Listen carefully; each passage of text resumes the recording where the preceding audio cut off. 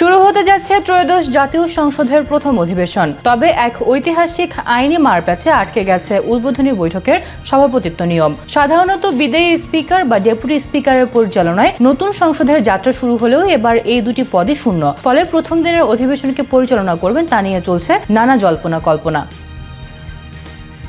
গণ অভ্যুত্থানের পর স্পিকার ডক্টর শিরিন শারমিন চৌধুরী পদত্যাগ করেন এবং ডেপুটি স্পিকার শামসুল হক টুকু বর্তমানে কারাগারে। এমন পরিস্থিতিতে প্রধান নির্বাচন কমিশনার নতুন সংসদ সদস্যদের শপথ বাক্য পাঠ করান। সংবিধান বিশেষজ্ঞ ও আইনবিদদের মতে, যেহেতু স্পিকার ও ডেপুটি স্পিকার নেই, তাই রাষ্ট্রপতির মনোনীত একজন জ্যেষ্ঠ সদস্য প্রথম দিনের অধিবেশন পরিচালনা করতে পারেন।